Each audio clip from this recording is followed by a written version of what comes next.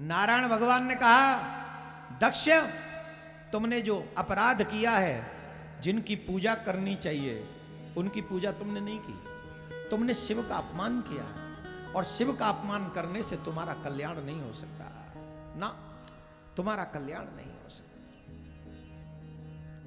बोले नारायण आप सब हो, हम तो आप ही के भरोसे में ये सब किए हैं, अब आप हमें दया करके बचा लो इनसे।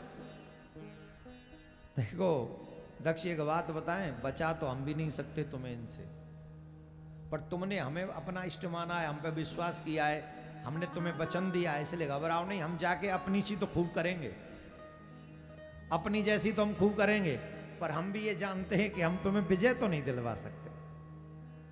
और नारायण भगवान युद्ध करने के लिए पहुंच गए। किससे? वीरभद्र से। वीरभद्र ने जब नारायण भगवान को देखा, सुनिए शिव पुराण के वचन हैं, बहुत मतलब की बात है आपकी,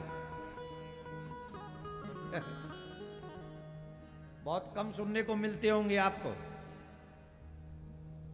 शिव पुराण एक बृहद ग्रंथ है, इसके ज्ञान को प्राप्त करने का प्रयास करो। आपके भगवान आपकी कितनी चिंता करते इस बात को समझने का प्रयास करो। वीरभद्र ने जब नारायण भगवान को अपने सामने देखा तो वीरभद्र को क्रोध आ गया। वीरभद्र बोले, ये क्या कर्म कर रहे हो तुम? रे दुर्मते, ये क्या कर्म है? क्या कर्म है? क्या आप इसे नहीं समझ पा रहे हैं? केवल कर्म ही सब कुछ है। तुम यहां जो करने चले आए हो, क्या ये करने योग्य बात है? तुम कैसे शिव भक्त हो? तुम दक्ष के लिए लड़ने आए हो? तुम दक्ष से लड़ना चाहते हो? दक्ष के लिए मेरे से लड़ना चाहते हो? ये क्या है? नारायण बोले, देखो भाई एक बात समझ लो। देखो क्या कह रहे हैं। वीरभद्र ने कहा, हे अरे आपने आज शिव जी की शपथ की अवहेलना क्यों की, और आपके मन में घमंड क्यों हो गया? क्या आप में शिव जी के शपथ का उल्लंघन करने की शक्ति है? आप कौन हैं? तीनों लोकों में आपका रक्षक कौन है? यहां किस लिए आए हैं? इसे हम नहीं जान पा रहे।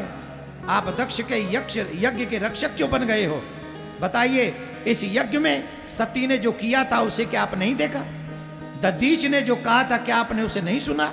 आप दक्ष के इस यज्ञ में अभी तक यज्ञ का भाग ले रहे हो, किस अधिकार से? क्यों बैठे हो आप यहां? क्या तुम शिवद्रोही हो गए हो? क्या तुम शिवद्रोही हो? विष्णु भगवान ने कहा, भगवान विष्णु बोले, वीरभद्र तुम जो कह रहे हो जरा सोच समझ के कहो। आज आपके सामने मैं जो कह रहा हूं उसे सुनो। आप मुझ में शंकर सेवक को देखिए, मैं शिव विरोधी हूं ये मत कहो। तुम जानते हो, तुमने जो भी मुझे उल्टे सीधे शब्द कहे मुझे बुरे नहीं लगे, परंतु तुमने जो मुझे शिव द्रोही कहा ये शब्द मुझे अच्छा नहीं लगा। मैं और शिव, मैं और बाबा भोलेनाथ, ये शब्द सुनने वाला है, इसके लिए मैं पूरी बात कही है। मैं और बाबा भोलेनाथ दोनों ही भक्तों के अधीन हैं, दोनों ही भक्तों के अधीन हैं, और हमको वही करना पड़ता है जो हमारे भक्त चाहते हैं। अब बताओ, रावण किसका भक्त था? जवाब दो। शिव जी का। और शत्रु किसका था? तो क्या शिव जी राम के शत्रु हो गए? ऐसे कितने दैत्य हुए हैं जो नारायण के शत्रु रहे और वरदान शंकर भगवान से लिए। क्यों? क्योंकि वो शंकर भगवान की तपस्या कर रहे हैं। अब जब उन्होंने शंकर भगवान की तपस्या की तो अब वो भक्ति अधीन हो गए कि नहीं भक्तों? और वो फिर राम का विरोध कर रहे हैं, नारायण का विरोध कर रहे हैं। यही बात कह रहे नारायण भगवान कि हम भक्तों के अधीन हैं तात, मैं और शंकर भगवान। इसका मतलब ये कतई नहीं है कि हम एक दूसरे के विरोधी हैं। दक्ष मेरा भक्त है, उसने मुझसे वचन लिया है, मैं शिव का विरोध करने नहीं आया हूं। मैं तो अपने भक्त के साथ में खड़ा हूं, ये दिखाने के लिए आया हूं।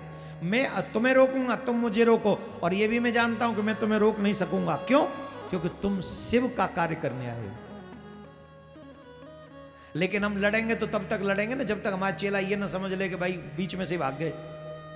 उसे भी लगना चाहिए कि जिसका सहारा लिया हमारा स्वामी हमारे साथ खड़ा रहा। वीरभद्र बड़े मुस्कुराए। मैंने अपने कटु शब्दों को वापस लेता हूं, बस मैं आपके मुख से सुनना चाहता था। मुझे पता है आप बहुत बड़े भक्त हैं शिव के, इस ब्रह्मांड में आपसे बड़ा भक्त शिव का कोई नहीं, पर यह बात मैं आपके मुख से सुनना चाहता था, इसलिए मैंने ये बात कही। आओ आप पराक्रम दिखाओ। और दोनों लड़ने लगे। भयानक युद्ध हुआ दोनों में, भयानक युद्ध हुआ। लेकिन होना क्या था, थोड़ा सा नाटक करके बाबा नारायण थोड़ा नाटक किया, लड़ाई वड़ाई, गदा चलाई, चक्र चलाए, ये चलाया वो चलाया, उसने भी चलाया, ये भी हुआ, दा दू दा हो गया, और नारायण भगवान युद्ध में से अदृश्य हो गए। काय को अदृश्य हो गए? बोले अब तुम वो करो जिसके लिए शिव जी ने तुम्हें भेजा, हम चले। बोले नारायण भगवान की जय। तब दक्ष प्रजापति के पास में वीरभद्र गए, सर से उसके बाल पकड़ लिए और एक ही तलवार से सुपड़ा साफ कर दिया, काट दिया। गोविंदाय नमो नमः। बोले शंकर भगवान की जय। नमः